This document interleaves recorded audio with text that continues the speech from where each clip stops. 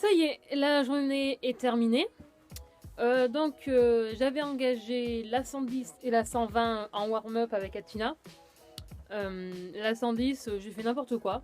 Parce qu'en fait, on fait tellement souvent, enfin entre guillemets souvent, que depuis l'année dernière, ces épreuves, que j'y suis allée un peu tranquille. Trop tranquille, et la jument était pas dans le bon galop. Moi, je l'avais pas tendue, je l'avais pas armée. Donc la jument qui s'arrête, moi qui ai le nez par terre, donc forcément la jument elle te dit, bah maman, si t'es pas à ta place, j'irai pas. Parce que c'est pas le genre de cheval qui va me sauver. Elle peut me sauver de temps en temps, mais c'est pas le genre de cheval qui va dire, allez, t'inquiète, je prends les commandes, on y va.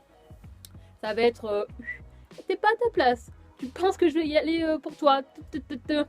Laisse tomber. Et pour la première fois, on a fait une 120 toutes les deux.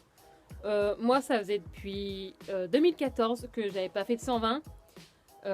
J'avoue qu'il y a encore pas très longtemps, je pensais vraiment pas que j'allais pouvoir refaire une 120 aussi rapidement. La dernière fois, comme vous avez pu voir sur la vidéo précédente, on a travaillé sur un petit tour à 120. Ce qui me faisait le plus peur, c'était des combinaisons.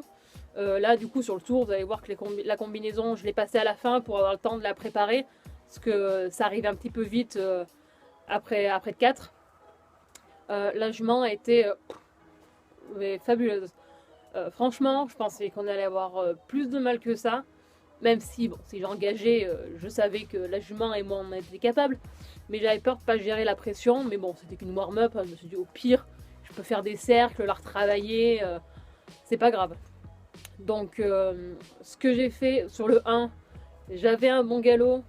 Mais je l'ai pas tendu, je l'ai pas rééquilibré. Du coup, la jument, elle couvre pas l'oxaire. Elle se met un peu dans le pied, elle s'enterre dans le pied et elle couvre pas l'oxaire. J'ai bien relancé derrière, j'ai bien armé la jument. Et du coup, tout le reste du parcours, franchement, nickel. La jument, vraiment pas dans le rouge. Elle était pas ridicule sur son épreuve. C'est toujours parce qu'on a un peu peur, le cheval, tu te dis autant, il va en chier.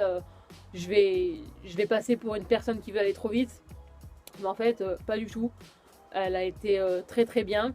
Juste sur le dernier, elle s'est arrêtée parce que, pareil, j'avais le nez par terre et la jument, elle a dit quoi. Non, non, non, j'irai pas. Mais elle était vraiment exceptionnelle. Quand je l'ai eu, je pensais vraiment pas que j'allais pouvoir faire 120 avec. Parce que, bah, ça rappelait une espagnole quand même.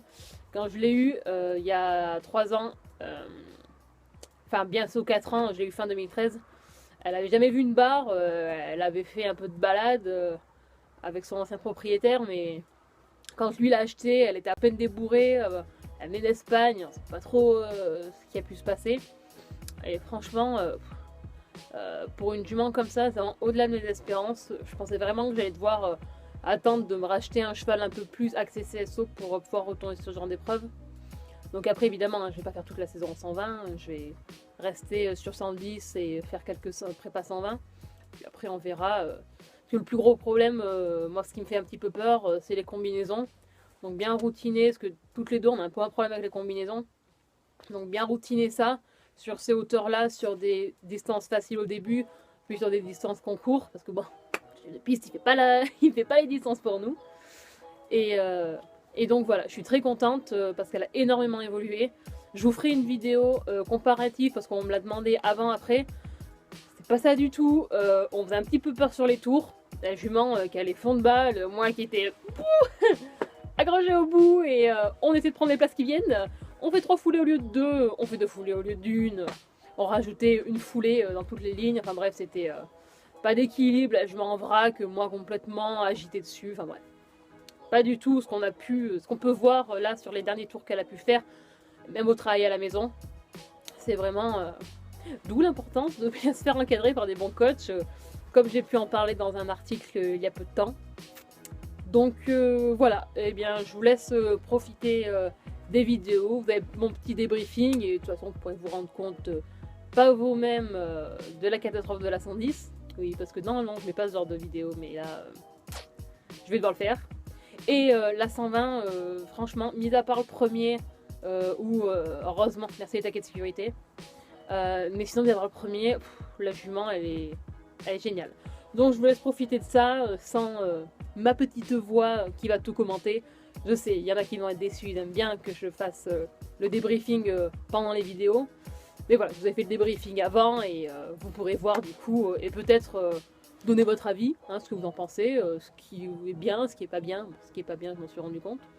Mais pour ceux qui connaissaient la jument d'avant, du coup, vous allez voir, elle est fabuleuse. Eh bien, je vous souhaite une bonne vidéo, bon visionnage et à bientôt!